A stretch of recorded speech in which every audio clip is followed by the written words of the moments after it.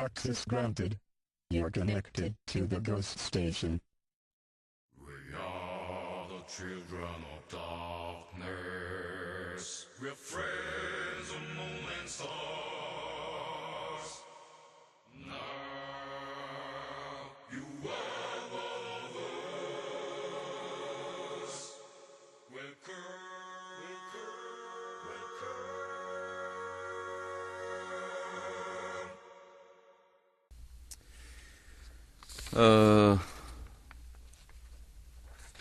고스를 들락거리며 느낀 점.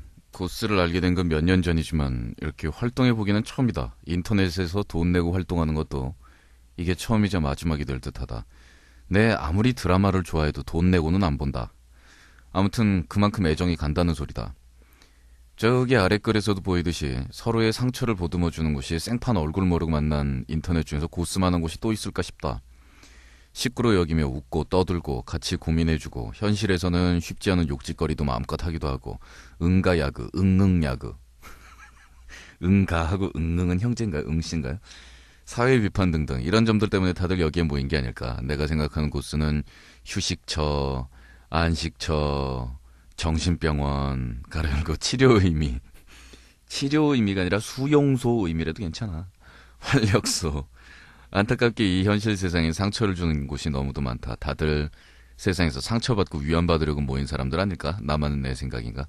근데 가끔 게시판을 보면 싸움이 인다. 그것도 서로의 말꼬리를 물고 늘어지며 배려는 전혀 하지 않은 채 내가 관련이 없거나 있거나 이 보면 참 가슴이 아프다. 그 싸움 중에는 누군가는 또 상처를 받을 테니까. 내가 위로받고 즐거워하는 이곳에서 다른 누군가는 상처를 받는다는 건 정말 가슴 아픈 일이 아닐 수 없다.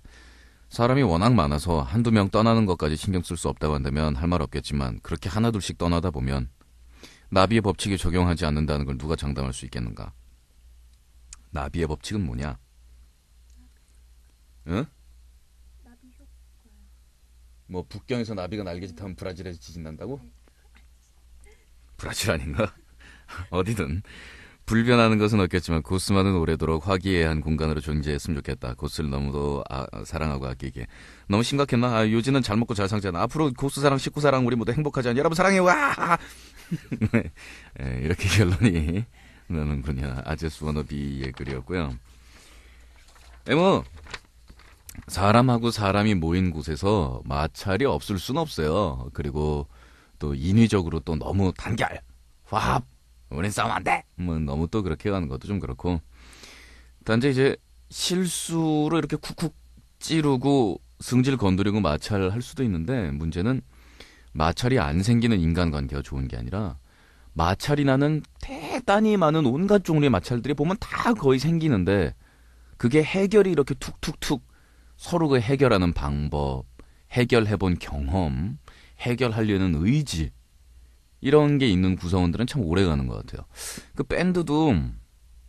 밴드라는 게 무슨 뭐 얼스 윈드 앤 파이어처럼 멤버가 졸라리 많은 팀도 열 몇 명이고 밴드라는 게 무슨 뭐 수십 명 모이는 단체는 아니고 제일 적게 되면은 뭐 3인조에서 2인조 변칙 밴드도 있지만 보통 4명이 밴드고 5명이면 풀라인업이고 뭐 이런 건데 요 몇 명 안에서 일어나는 일이 이게 하나의 소규모의 사회고 이 굉장히 특수한 집단이고 그러다 보니까 또 구성원들은 대가리 피다 마른 이 남자 새끼들이고 왠가 싸움이 다 나거든요. 근데 싸움이 안 난다. 우린 참 조용하다. 이게 그 팀이 팀워크가 강하다라는 뜻하고는 거의 무관한 것 같아요.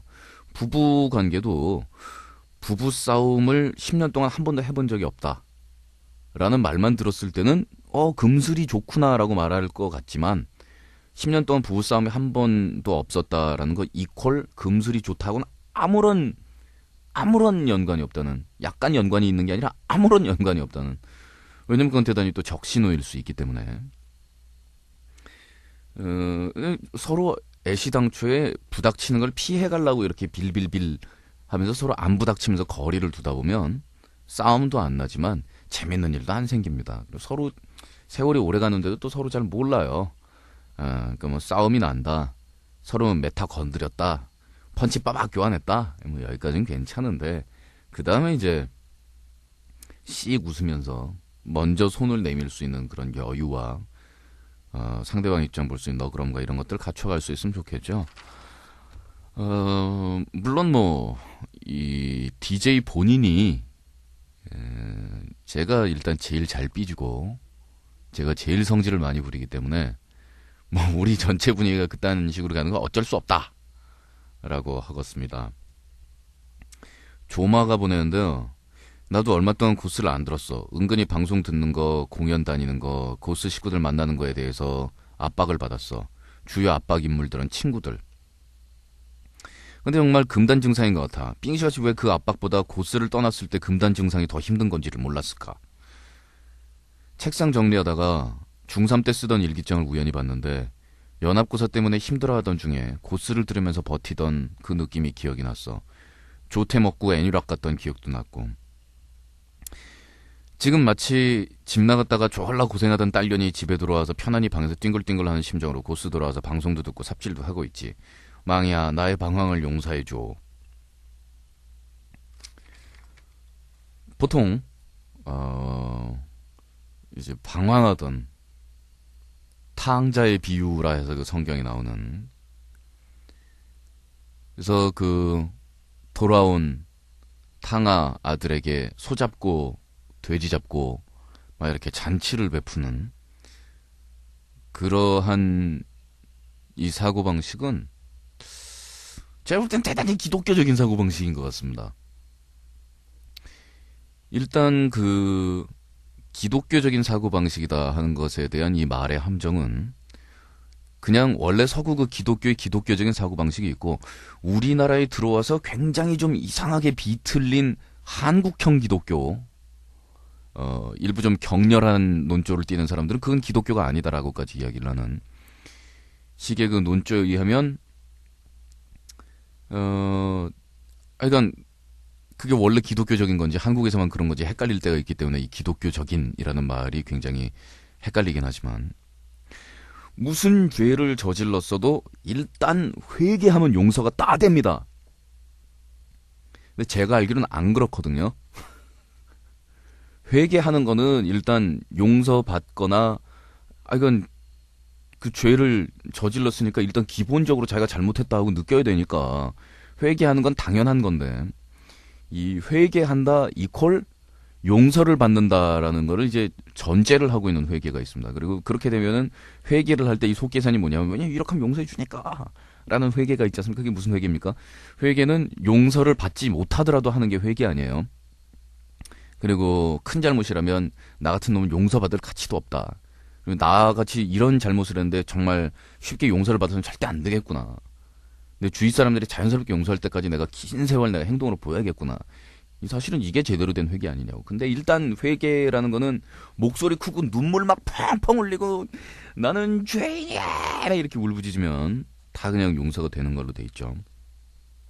그래서 예수께서 말씀하시기를 이 99마리의 그 곁에 있는 양들보다 길 잃은 한 마리의 양을 끝까지 찾고자 하는 그 목자의 마음가짐.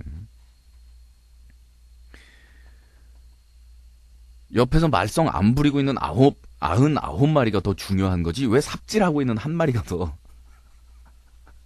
중요해야 되는 건지, 그 일단 99대 1이라는 숫자의 그 민주적인 개념에도 위반되고, 뭐 하여간 그런 것 같습니다. 그리고 집에 돌아온 탕아를 위해서 이 잔치를 열어주는 아버지에게 착한 그 형제들이, 우리는 평생 그 아버지 옆에서 이렇게 시중 들고 착하게 잘 있어도 맨날 죽한 그릇인데 왜 얘만 소 잡고 돼지 잡아주냐고 항의를 하죠. 거기에 대해서 아버지가 딱 얘들 보고서 뭐라 그랬는지 까먹었는데 이상하게 성경은 이렇게 기억력에 잘 안 남아있고 흐릿하게 이렇게 페이지를 떠올려도 이렇게 사라진단 말이야. 마치 암흑 속에서 누군가가 내 머릿속에 있는 성경을 이렇게 쭉쭉 지운 듯한 그런 묘한 기분이 들지. 하여간 그렇다 이거예요. 그래서 지금 조마가 상당 기간 고스를 떠나 있다가 지금 다시 고스를 복귀했다. 뭐 이런 아주 행복한 마음으로 고스에 돌아와서 편안하게 마음 느끼는 이 고향에 들어온 이런 느낌을 좋게 글로 적어줬는데, 복귀한 건 복귀한 거고, 무단 가출한 건 무단 가출에 있은 거였기 때문에 일주일간 찌그러져 있으세요. 찌그러져 있으라 함은 나대고 글 팍팍 올리고 이 떳떳하게 있지 말라는 거지. 죄 지은 자세로 일주일 동안 수그리고 있으라는 거지. 우리 고스 가는 놈 뒤통수에다 대고서 야 가지마 라고 그렇게 가오 떨어지는 말 안 하지만 돌아왔을 때 반드시 보복해. 그냥 돌아왔으면 뭐 다 반갑다 뭐 돌아왔으니까 모든 게 용서. 야 다시 돌아온 게 어디냐 뭐 지난 모든 걸 있죠. 지난 모든 걸 왜 잊어 씨발. 그러려면 사람이 뭐 하려고 살아. 세대가리니 지난 모든 걸 잊게? 응? 붕어니 붕어? 붕어가 기억력이 3초래매. 그래서 낚싯바늘 물었다가 아 씨발 막 이러다 3초 뒤에 저건 뭐지 그런 또 물고 그런다며. 잉어는 조금 더 제일 머리가 좋아서 10초라 그러던가. 붕어니? 지난 일을 왜 잊니? 우리의 심지어 뭐야? 지난 일 잊지 말고 끝까지 보복하고 용서는 해도 마음 한구석에 끝까지 짱박아 놨다가 10년 뒤에도 끄집어낼 수 있어야 한다. 그 우리의 그 각오를. 이건 고스 뭐 떠났다가 몇 달 쉬었다가 뭐 잠시 뭐 나가 있었어 뭐 돌아오면 굉장히 환영받을 듯이 이렇게 씩 쪼개고 있는 애들 뭐 도로 나가라고는 얘기 안 하는데 조심조심 문 열고 들어와서 저 뒤쪽에 조용히 앉아있다가 언제부터 저기 있었지? 하고서 이제 좀 헷갈릴 만한 지점이 되면 그때 움직여라. 화난다.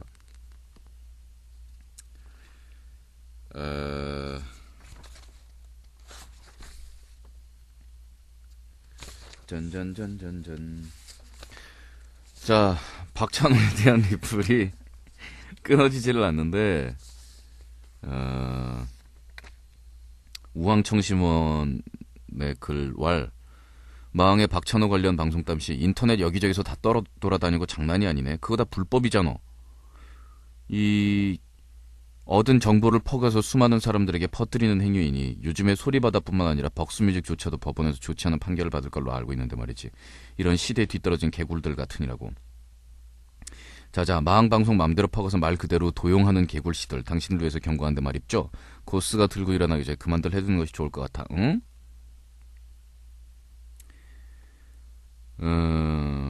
그리고 감히 마항을 씹어대는 인간들 전혀 논리적인 답변을 달지 못하더라. 그중 다수가 마항이 욕이라는 것을 좀 했다고 난리를 피던데 순진한 척하지 마라.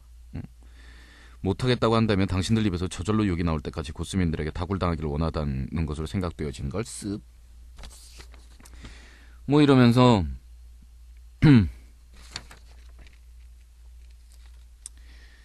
법대로 하면 저작권 위반이야 뭐야. 스포츠 신문 유머 사이트 개인 사이트 장난 아닌데 어떡하지.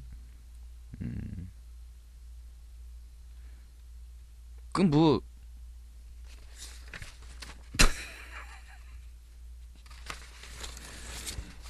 이 저작권에 대한 걱정들을 우리 식구들이 해주시는데 이 경우엔 괜찮아요. 뭐 소리바다나 벅스뮤직이나 이런 저작권을 가지고 싸우는 것이 이제 그 디지타이즈된 예술품, 그 복제품에 대한 저작권에 대한 논란을 하고 있는 것이고, 인터넷 방송을 통해서 나간 이 저작권이라는 것도 이것도 물론 저작권에 대한 주장을 할 수도 있고 뭐 그렇기도 한데, 넓게 보자면 우리가 이런 방송을 하고 또 이 고스라는 방송이 제가 혼자 마이크에다 대고 떠들지만 여러분들이 보내는 글들과 여러분들과 저와의 교감을 통해서 우리는 사실 굉장히 많은 숫자의 굉장히 불특정 다수의 의견을 하나로 모으는 구실을 하고 있잖아요. 우리 고스트 스테이션이. 또 제 얘기 중에 틀린 게 있으면 여러분들의 의견을 통해서 검증을 받기도 하고, 또 우리가 이 허공에다가 뱉는 이런 말들이 우리의 어떤 원한을 풀고 짜증남을 풀고 이런 욕짓거리와 시원함으로써 그런 배설의 효과도 있겠지만, 글쎄 박찬호 선수에 대해서 우리가 했던 그 이야기들을 듣고 또 뭐 욕이야 어쨌든 간에 내용에 대해서는 다들 공감을 한다고 하니까 저희가 생각했던 결과는 그런 거잖아요. 만약 그런 파일들이 돌아다니게 될 걸 우리가 알고 박는 건 아닌데 그 뭐 돌아다니게 됐다라면은 그 파일이 인터넷에 돌아다니게 될 때 우리가 원하는 바는 그렇다면 그 파일 돌아다니는 효과로 돈을 벌자? 아니잖아요. 2. 그 파일이 돌아다님으로 해서 뭐 해철이가 인간성이 좋다는 인정을 받자? 아니잖아요. 3. 그럼 이 박찬호 선수에 대한 이런 부정적인 빈정거림과 이 지금 자금의 이 꼴 같지 않은 형태가 어느 정도 수정되고 사람들이 제대로 된 인식을 갖는데 약간이라도 도움이 된다면 3. 요거잖아 답. 3번 요거. 그렇게 도움이 되면 좋죠 뭐. 그리고 뭐 전체 방송을 다 퍼간 것도 아니고 사실 괜히 오해 사느니 전체 방송 다 퍼가는 게 나아. 일부만 그렇게 뛰어가는 것보다. 응?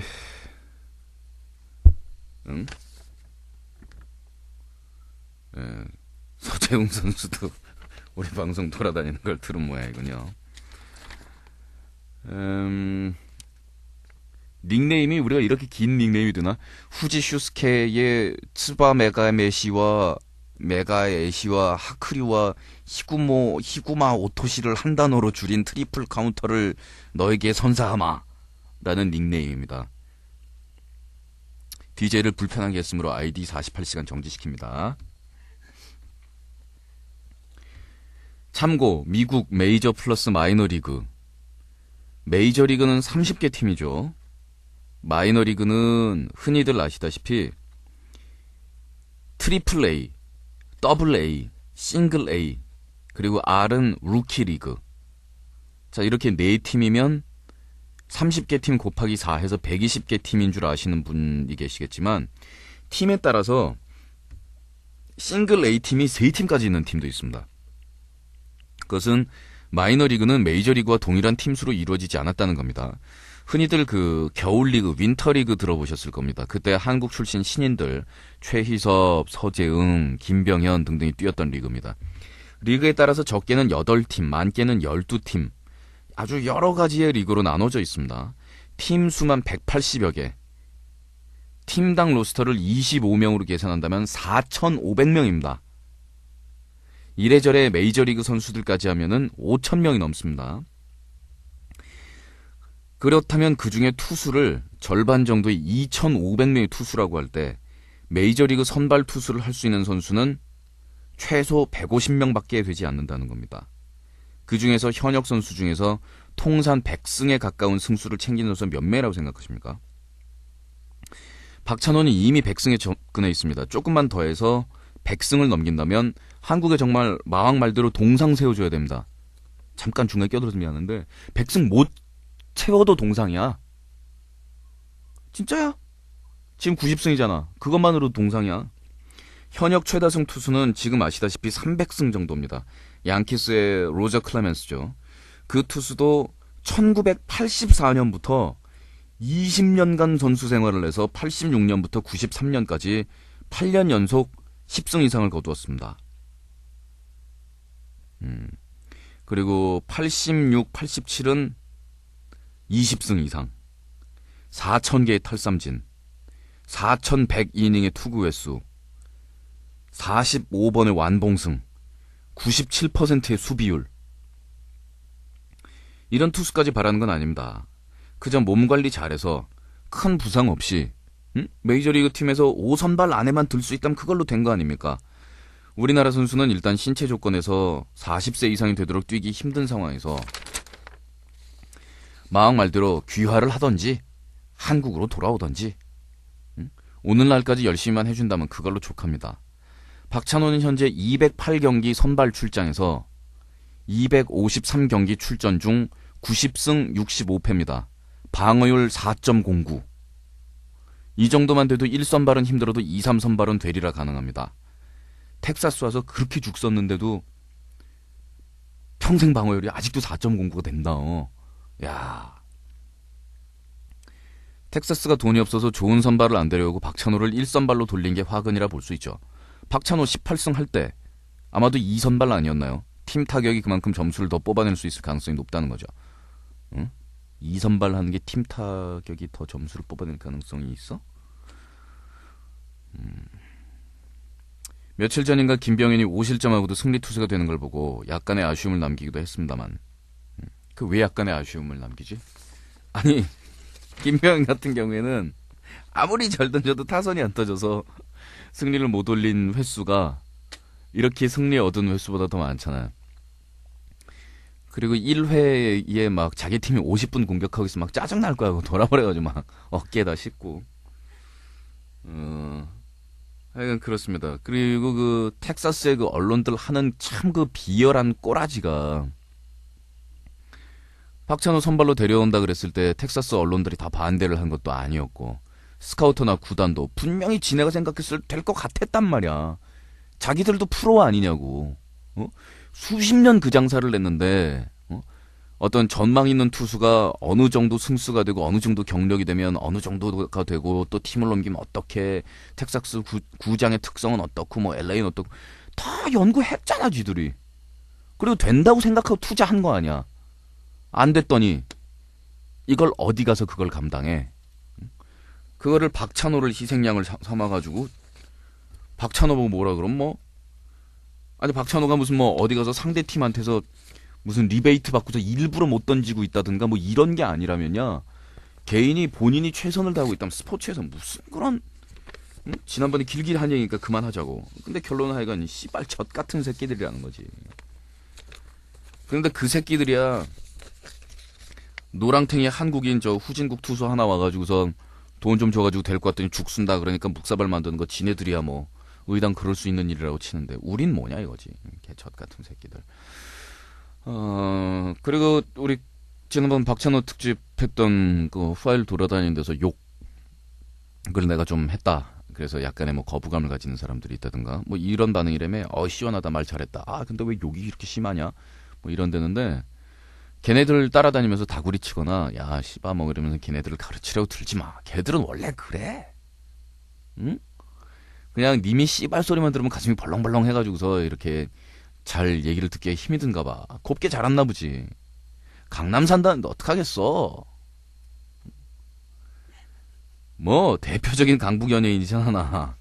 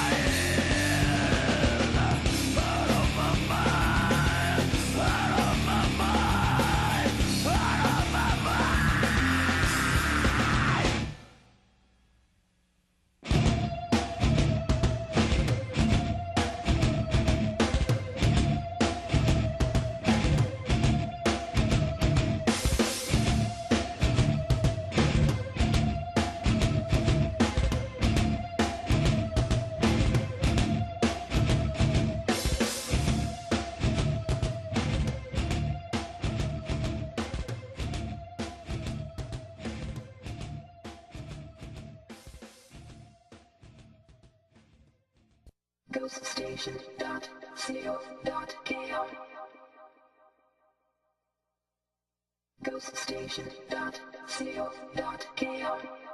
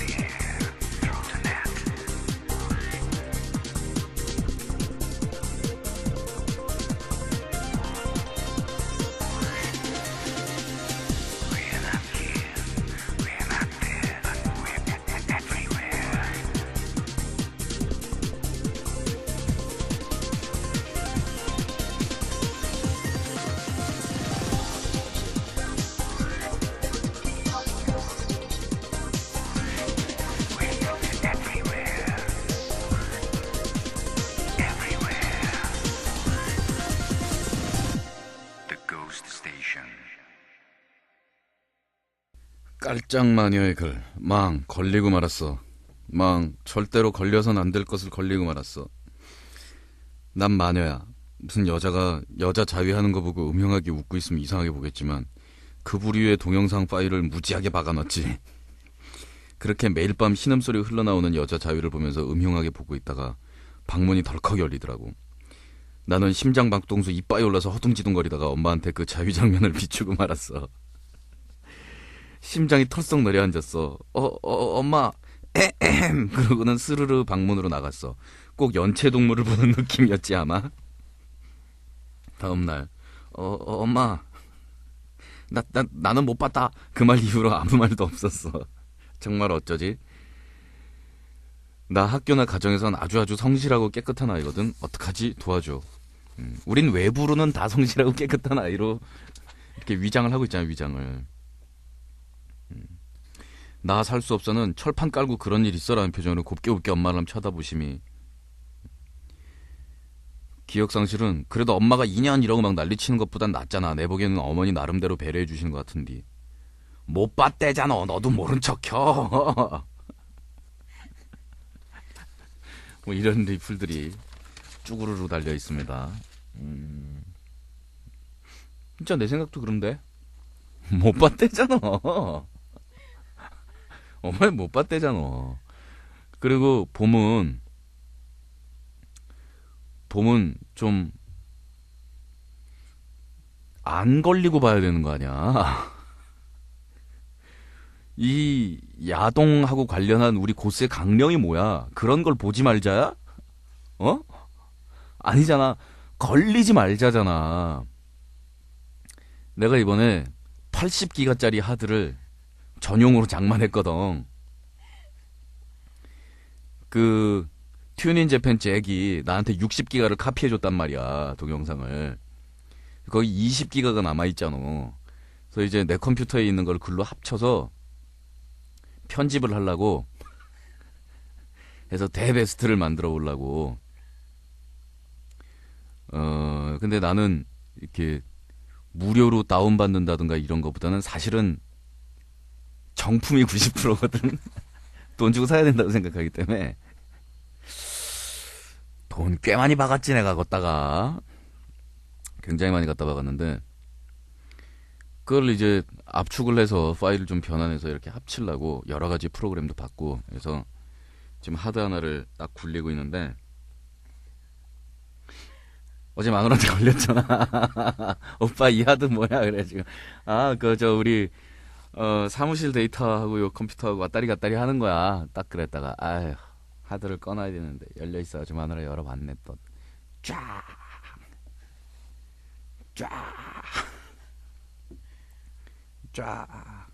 그래서 어떻게 됐냐고?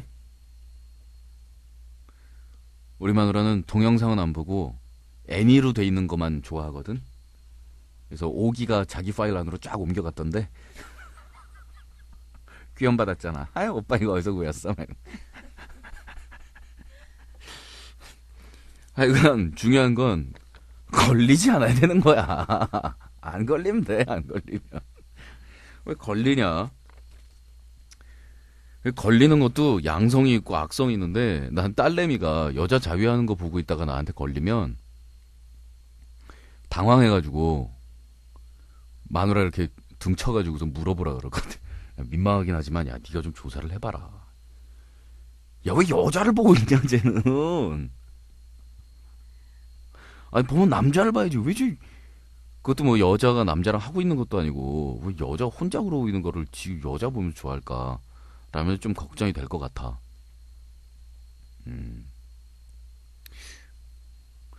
아니 뭐 딸내미가 아무래도 레즈비언이 되기보다는 그냥 이성애자로 살기를 더 원하겠지. 물론 지가 그렇게 태어나기를 레즈비언으로 태어나서 그렇게 살아야만 행복하다면 그럼 또 생각을 다른 쪽으로 굴려봐야겠지만 그게 아니라 성 정체성을 아직 확립하지 않은 아직 소녀 때라면 그럼 기왕이면 남자 거 보기를 바라겠지. 남자 거 봐주면 오케이야. 진진진진진진진진진.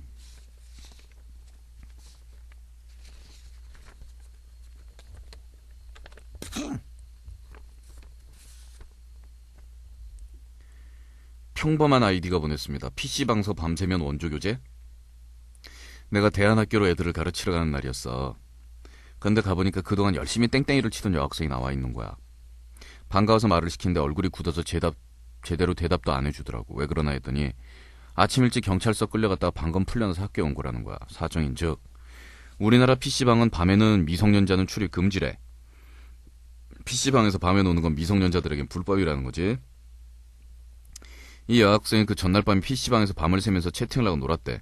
근데 갑자기 경찰이 들이닥치더니 신분증 검사를 하고 미성년자들은 다들 끌고 경찰서로 갔대. 사실 밤에 들이닥친 것도 아니고 이미 불법이 아닌 아침에 그랬다는 것도 좀 그런데. 근데 경찰서에 끌려간 이 여학생은 너 원조교제하지? 누구랑 했어? 얼마 받았어? 어떻게 했어? 라는 등의 취조를 받았다는 거야. 아무리 안 했다고 해도 경찰에는 막무가내였고 계속 같은 질문을 반복해서 받았대. 결국 증거도 없고 하니까 그냥 나가라고 했다는데 그런 취급을 받은 게 너무 자존심이 상해서 금방이라도 눈물이 떨어질 것 같은 얼굴을 하고 있더라도 순간 미안하다고 말을 하고 싶었어. 이따위 어른들이라서 미안하다고. 그래 그 여학생이 미성년들의 출입을 금지하는 시간엔 PC방에 있었던 것은 잘못이겠지. 하지만 그게 잘못이라면 왜 그 시간에 집에 안 가고 거기서 놀았어? 라는 질문을 했어야 했던 게 아닐까. 단지 그 시간에 PC방에 있었다는 이유만으로 왜 원조교제를 했냐라는 의심을 받아야 했고 나중에 그런 것에 대한 사과는 그냥 증거 없어 풀어준다. 너 운 좋았다라는 인상을 받고 경찰서로 나와 있을까? 나는 도덕관념이 조금 아니 많이 떨어지는 편이야. 그러니까 제자들 앞에서 그냥 셋이 하지? 뭐 이게 나오지. 그렇기 때문에 지금 이 일이 화가 나는 걸까? 남들이 보기에는 그 여학생이 잘못한 거고 경찰이 맞는 건데 나만 이러는 걸까? 물론 그 경찰들에게도 어떤 사정과 상황이 있었을 거라는 걸 무시하는 건 아니야. 하지만 굳이 그런 식으로 몰고 가야 했을까 하는 생각이 많이 들어. 그 여학생은 왜 그 시간에 집에 안 들어갔냐라는 질문은 사실 무의미해. 그리고 만약 그런 질문을 할 수 있는 사람이라면 무지하게 행복한 사람이라는 것도 알아야 해. 이 세상에는 부모 같지 않은 부모가 존재하고 집 같지 않은 집이 분명히 존재하거든. 우리 학교 학생 중에는 무학인 학생이 있어. 들어는 봤어? 무학? 초등학교도 입학을 해본 적이 없는 학생. 상상이 돼? 난 초등학교 졸업능력 검정시험이 있다는 것도 얼마 전에 알았다니까. 우울한 이야기해서 미안해. 근데 이 일이 날 너무 우울하게 했거든. 참 저번에 내 엉덩이 만졌던 그 여학생이 이번에 나한테 뽀뽀했어. 근데 옆에 있던 선생님들은 말리시기는커녕 바닥을 뒹굴면서 웃으시더라고. 이젠 뭔가 대책을 생각해봐야 할 것도 같은데. 비 오니까 낮에도 어둡고 참 좋다. 마음도 그렇지? 그럼 안녕.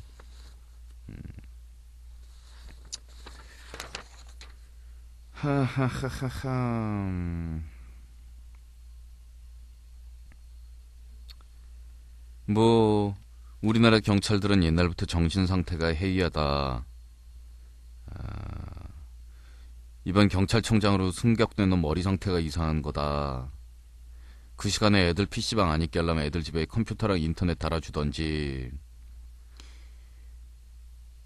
뭐 여학생들 잡아놓고 나는 걸 무슨 이유든 써먹을 수 있잖아. 건수 올려야 한다든지 말이야. 뭐 이렇게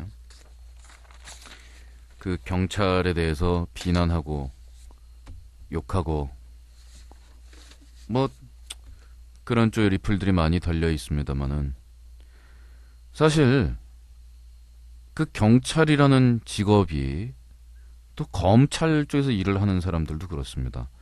물론 뭐 어떻게 보면은 대단히 숭고한 직업일 수도 있고 또 뭐 민중의 지팡이 뭐 이래가면서 사회를 유지하는 정말 중요한 역할을 할 수도 있는데 저는 그 직업을 갖고 있는 분들이 물론 대부분 수사를 하고 범인을 잡고 이러는 직업이 다 그 직종의 분들이 다 그쪽에 종사하는 건 아니지만 경찰 임무라는 게 또 수사보다는 행정에 관련된 업무도 엄청나게 많긴 하지만은요. 일단 저는 그 직업에 안 좋은 게 그거라고 생각해요. 다른 사람을 믿는 쪽으로 살기보다는 일단 다른 사람을 의심하도록 그런 사고방식으로 일을 해야 하는 부분이 참 많잖아요.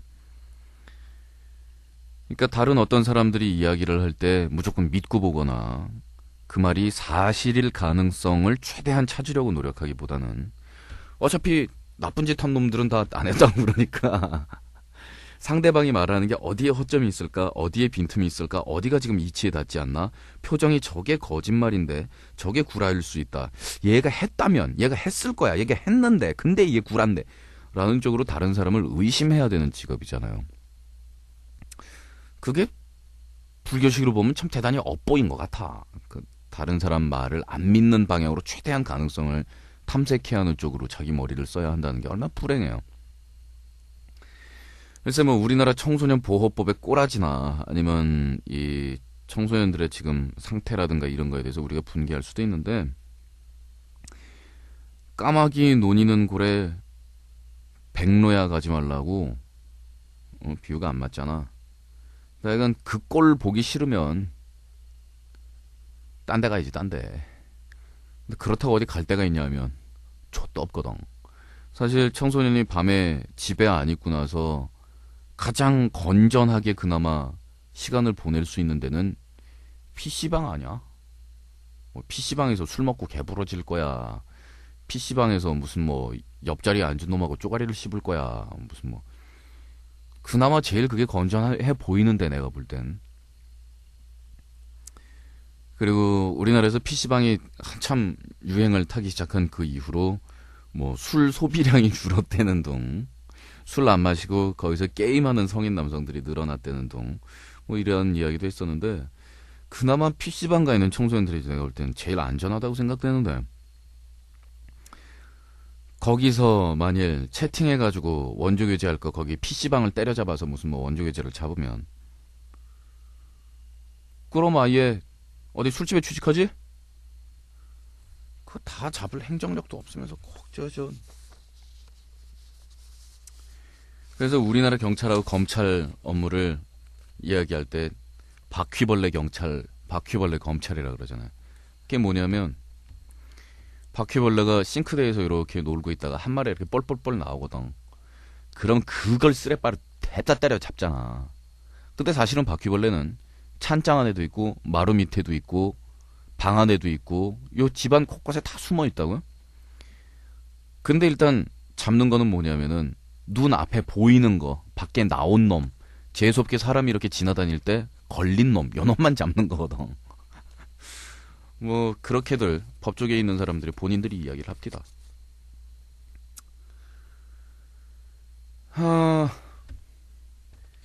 민물장어의 꿈을 자기들끼리 스토리를 상상한 사람들이 있는데 사실 민물장어의 꿈은 실제로 있던 슬픈 일을 마왕이 노래로 표현한 것일 거야. 세계 2차 대전하고 관련된 노래지. 시대 배경은 39년 9월. 이 꿈 주인공은 일본인이야. 이 이야기의 주인공은 일본 특공대 대장으로 항상 정의감과 이 조국심에 불탄 사람이었을 거야. 조국심이란 건 뭐냐? 어느 날 일본 천황이 그에게 어선 가위바위보를 하자고 한 거야. 막 이렇게 가다가 천황 폐하도 이러길 바라고 그러셨던 거야. 맘대로 상상해 갑니다. 폐하의 폐자는 여이거든요. 여기서 이 폐하로 쓰면은 조개라는 뜻이죠. 조개하고 새우 그렇죠. 폐하면은 해물탕으로 가네요. 납삽은 주인공은 일본 사람으로 일식 요리사를 꿈꾸는 사람인데 그러면서 막 이렇게 지 혼자 스토리가 가다가 결론은 나중에 전라성공에서 민물장어로 만든 초밥으로 데스타로 성공했다라는 해피엔딩으로 가자고 막 이렇게 적었어.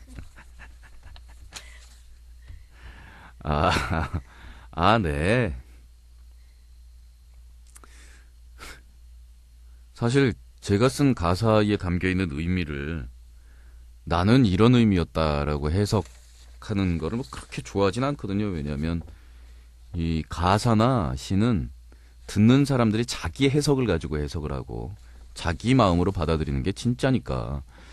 우리 저 국어 시간에 100만 사람이 100만 가지로 얼마든지 해석할 여지가 남아있는 그 시를 여기서 밑줄 긋은 이 부분은 뭐의 뭐를 상징한다.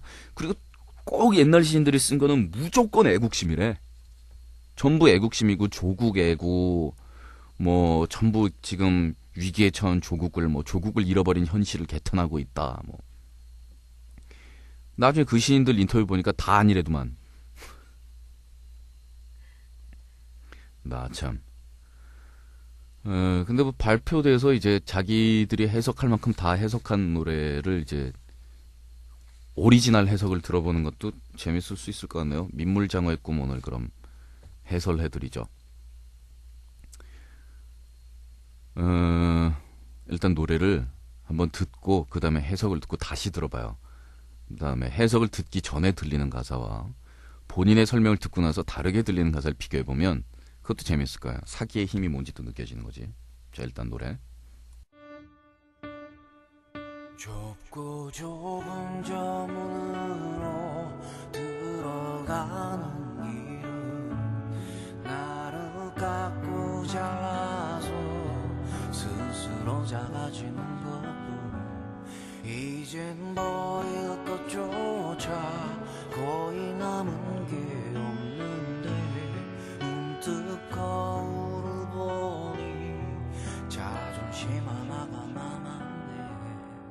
뜨거운 고향 보고픈 얼굴 따뜻한 저녁과 웃음소리 고개를 흔들어 지워버리며 소리를 듣네. 나를 부르는 쉬지 말고 가라 하는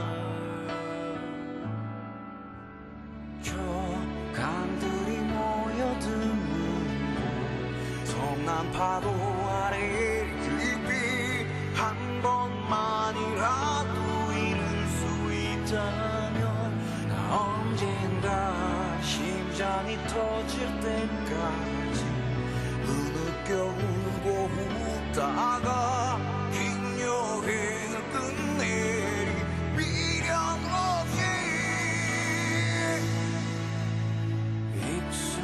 익숙해가는 거친 잠자리로 또 다른 안식을 빚어 그마저 두려울 뿐인데 부끄러운 게으름 자잘한 욕심들 하나 얼마나 나이를 먹어야 마음의 안식을 얻을까.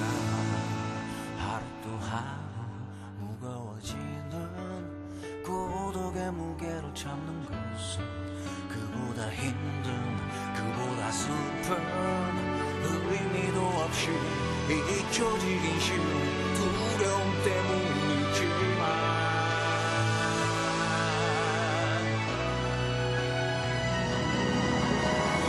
저 강들이 모여드는 곳 성난 파도 아래 깊이 한 번만이라도 잃을 수 있다면 언젠가 심장이 터질 때까지 흐느껴 울고 웃으며 긴 여행을 끝내리 미련 없이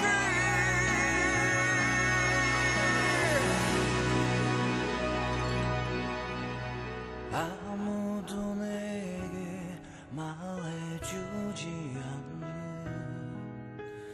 정말로 내가 누군지 알기 위해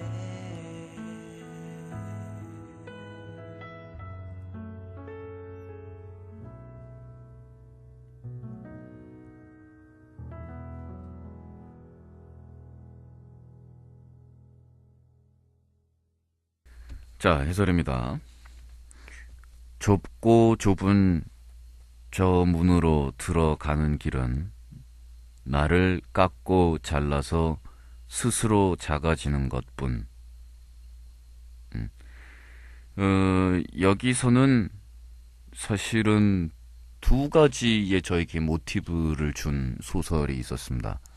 이런 소설에서 모티브를 받는다든가 하는 것은 그런 어떤 책이나 글을 읽어놓고서 그 이미지를 기억하고 있었다 써먹는 것도 아니고, 이런 가사를 쓸 때 그 기억을 살려서 쓰는 것도 아닙니다. 단지 그런 이미지가 마음속에 어딘가에 배어 있다가 제가 글을 쓸 때 다시 변형되어서 나오는 건데, 그러니까 뭐 어느 게 먼저인지 뒤인지 잘 이렇게 구분하기 힘든 그런, 어떻게 보면 대단히 자연스러운 일이죠.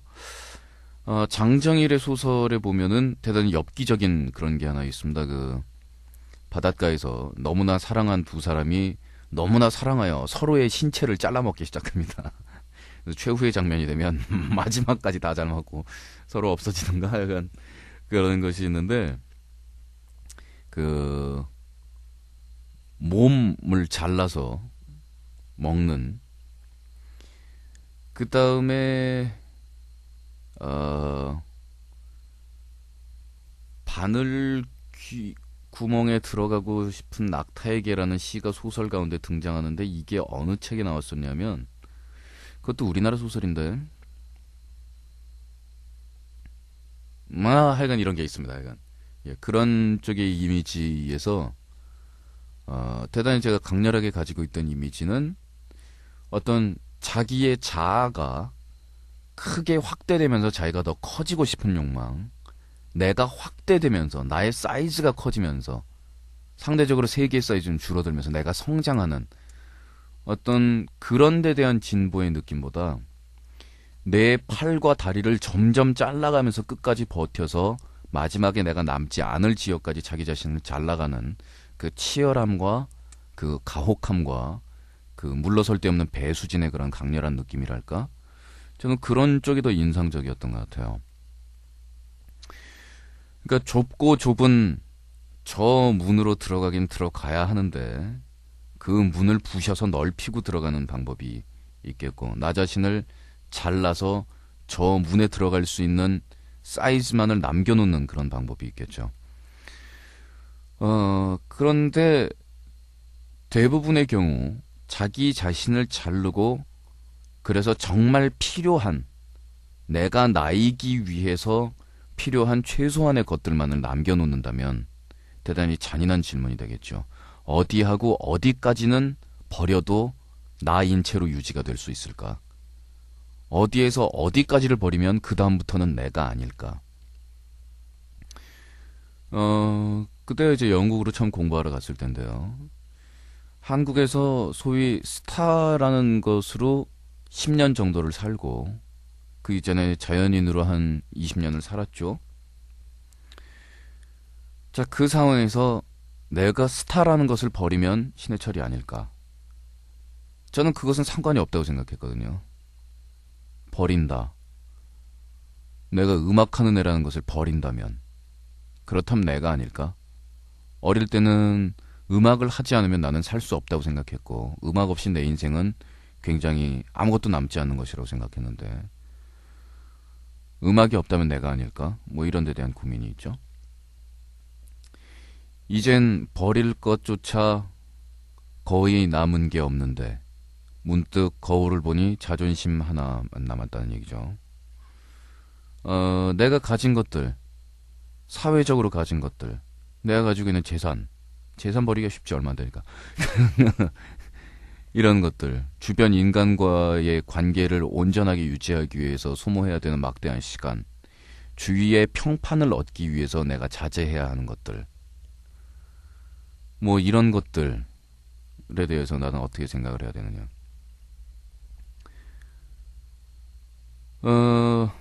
그런 것들을 다 포기하고 깡그리 버린다면, 오로지 내 불알 두 쪽이랑 내 몸과 내 정신만을 딱 남겨놓는다고 생각했을 때, 그렇게 해서라도 나는 앞으로 나가겠다라는 의지, 자존심밖에 남은 게 없더라. 두고 온 고향, 보고픈 얼굴, 따뜻한 저녁과 웃음소리. 라는 이제 그 망향에 대한 느낌은 확실히 그 이영만리에서 살아본다라는 경험이 굉장히 좋은 것 같아요. 그리고 그 고독이라는 게 그 전까지는 뭐라고 생각을 했냐면 군중 속의 고독, 나를 사랑해주는 팬들이 있고 내 주위 친구들이 나를 오냐오냐 해주고 부모와 형제가 있고 그럼에도 불구하고 어쩔 수 없이 인간은 인간이기 때문에 결국 혼자고 자기 혼자 최종적인 결정을 내려야 할 때는 온전하게 자기 한 사람의 몫으로 떨어집니다. 그런데 이 고독이 얼마나 사치스럽고 편안한 고독이냐는 거예요. 내 가정과 내 부모와 내 형제와 내 친구들 사이에서 그럼에도 불구하고 어쩔 수 없이 느끼는 이 고독, 이건 족같은 사치스러운 고독이고 그게 아니라 타국 땅에서 부모도 없고 친구도 없고 형제도 없고 아는 놈도 없는데 뚝 떨어졌을 때 실제로 물리적으로 고독하게 된다면 물론 그거는 무인도에 지 혼자 떨어진 절대적인 것보다는 조금 나은 상황이겠지만 그런 사치스러운 이 왠지 모르는 문학소년 필 잡으면서 인간들 사이에서도 결국 그대 캐시밖에 없어 이런 젖가는 고독 말고 진짜 베개에 가까운 것들을 맛보기 시작했을 때 그 가족들과 일정한 시간이 되면 아침 식사, 저녁 식사 이 동물인 인간이 어차피 하루 세 끼 어차피 필수로 먹어야 되는 그 음식을 가족들과 공유한다라는 그 엄청난 가치와 그 강한 힘과 안정감과 그건 역시 이제 내가 버리고 온 것 중에 하나죠. 그런 것들이 마치 그 생선 기름 냄새가 낭자한 그 런던에서 하얀 쌀밥이 주는 그 밥의 냄새, 어떤 산의 진미의 냄새가 아니라 그런 모락모락한 김과 같이 저를 약하게 만들더라 하는 그런 얘기입니다. 그 다음엔 뭐 별로 그렇게 상상이라든가 비유라기보다는 쉽게 이해할 수 있는 그런 부분이죠. 고개를 흔들어 지워버리며 소리를 듣네 나를 부르는 쉬지 말고 가라 하는 뭐 그냥 근데 이게 이제 운명의 소리인지 신의 소리인지 뭐의 소리인지는 모르겠지만 가끔 그런 소리를 듣는다 하는 건 이제 귀의 소리로 듣는 게 아니라 정말로 이유 없이 왠지 내가 그래야 할 것 같지만 그 느낌은 대단히 강렬해서 왠지 그래야 할 것 같다라는 것은 이유를 대기가 힘들다는 것 뿐이고 혹은 이유를 댈 수 있지만 이유보다 더 중요한 게 있는 것 같다는 느낌이거든요. 예를 들어 내가 지금 솔로로 판을 내고 잘 팔리고 잘 나가고 하고 있지만 내가 정말로 하고 싶었던 것은 밴드일 뿐이고 내가 지금 빨리 밴드로 돌아가야 한다. 근데 안 돌아가면은 솔로 가수에서 실패할 것이냐 뭐 아니면 지금 밴드로 못 돌아가면 돌아가냐 못 돌아가냐 이런 것이 그다지 중요하지 않은 이건 이미 결정이 되어 있는 것 같다라는 대단히 강한 느낌 같은 걸 받을 때가 있거든요. 자 그래서 이 좀 서정적인 느낌의 곡에 어울리지 않는 민물장어라는 요 주인공으로 설정되어 있는 민물장어가 사실 그 모든 지금의 이야기를 다 담고 있는 것인데요. 이 민물에서 사는 물고기들, 담수어들은 바다로 나갈 수가 없습니다. 그 염분이 들어있는 바닷물에 나가면 죽게 되겠죠. 물론 바다와 강을 왔다리 갔다리 하는 그런 종류의 고기들이 몇 종류가 있기는 하지만 자 그런데 이 민물장어가 강에서 편안하게 헤엄을 치고 자기가 여기서 먹이를 구하고 뛰어놀 수 있고 모든 것이 다 만족되었다라고 생각하고 살 수도 있습니다. 폐수에 오염되어 더 이상 강물에서 살 수 없어 바다로 탈출하자가 아니거든요. 그러나 이 민물장어의 골때림은 이 물 안에서 먹이와 친구와 모든 환경을 다 만족할 수 있음에도 불구하고 단 한 가지 만족할 수 없는 이 민물과는 다른 바다라는 더 넓은 물이 있다는데 그곳은 여기와는 다른 세계라는데 그곳에는 물이 한 방향으로 흐르지를 않는다는데, 그곳에는 물의 표면에 파도가 친다는데, 나는 그곳을 가보고 싶다. 그곳에 친구들이 있든 먹이를 구할 수 있든 없든 내가 거기서 살아남든 못하든 그것은 중요하지 않다.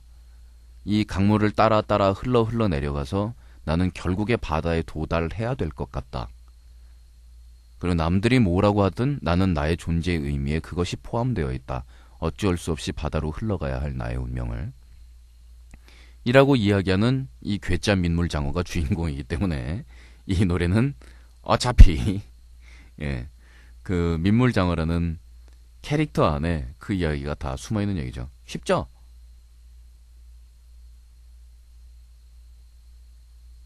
응? 그리고 이제 저 강물이 모여드는 곳, 그 모든 직업과 모든 분야가 끝까지 가면은 모두 다 도에 이른다라고 하지 않습니까? 심지어는 그 조직 폭력인 야쿠자들조차도 이 맨 극한의 마지막에 있는 도라고 해서 극도라고 부르는데, 어떤 학문이든 무슨 일을 세상을 하고 살던 어떤 입장에 있던 자기가 진심으로 진검승부로 자기가 하고 있는 분야를 파고든다면, 요리사는 요리를 통해서, 음악가는 음악을 통해서, 뭐 정치가는 정치를 통해서, 근데 정치가는 왜 그게 안 되는지 모르겠는데, 뭐 장사하는 사람은 돈벌이를 통해서 도에 이르고 세상의 모든 이치를 깨달을 수 있다 라는 신념에 저는 전적으로 동의를 하는 편인데, 그래서 내가 음악을 한다, 무엇을 한다라는 것은 결국은 내가 인간이고자 하는, 그리고 도달하고자 하는 그 무엇에 도달하기 위함이니까 10대나 20대 초반에 눈 뻘걸 때처럼 음악이 없이는 나는 죽는다고 생각하진 않죠. 물론 음악이 없으면 실제로 죽어버릴지도 모르겠는데, 그렇게 생각하고 하는 음악과 그게 아니라 이건 내가 살아가는 것을 그냥 그대로 표현한 대단히 자연스러운 일이고, 그 자연스러울 수 있도록 노력해야 하는 나이가 된 것이고, 억지로 짜내는 것보다는 내 모습을 그대로 표현할 수 있는 음악이 나올 수 있어야 하는 것이고, 뭐 이렇게 생각이 바뀌게 되는 거거든요. 그래서 심장이 터질 때까지 흐느껴 울고 웃다가 긴 여행을 끝내리 미련 없이라는 것은 사실은 바닷물에 도착했을 때 이 아이는 살 수 없다라는 것을 의미하고 있죠.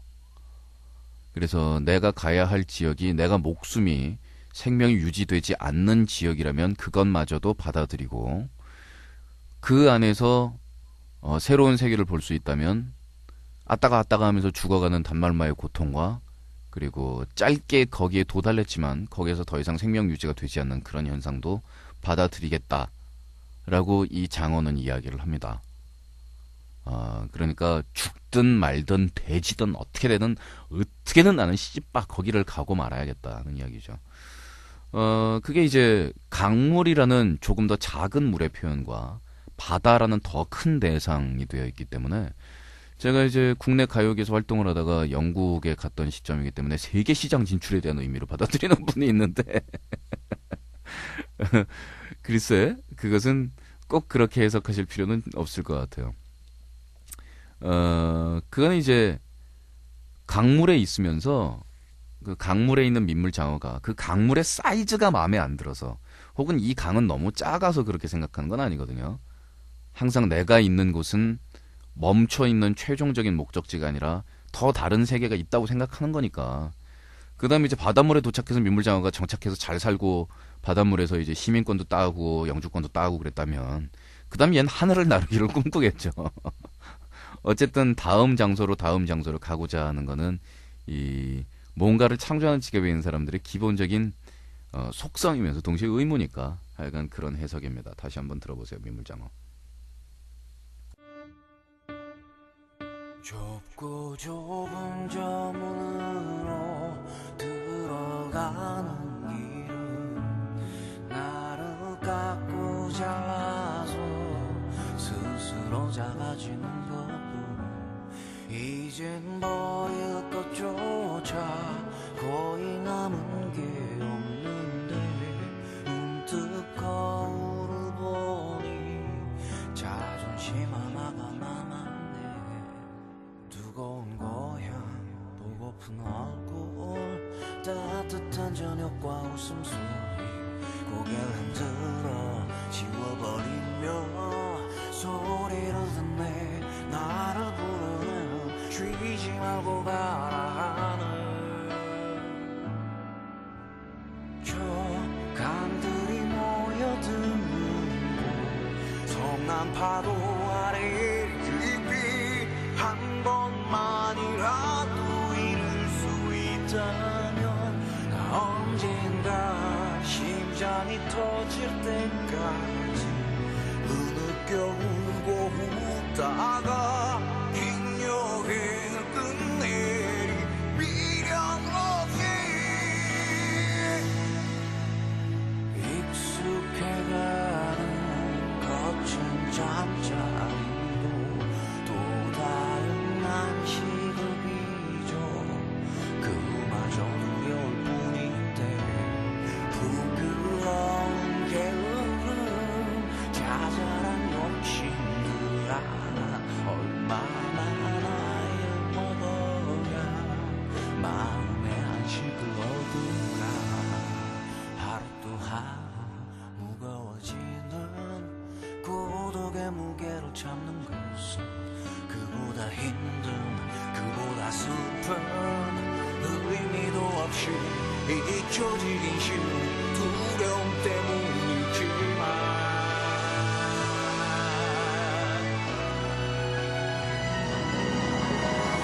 저 강들이 모여드는 곳 성난 파도 아래 깊이 한 번만이라도 이룰 수 있다면 언젠가 심장이 터질 때까지 흐느껴 울고 웃으며 긴 여행을 끝내리 미련 없이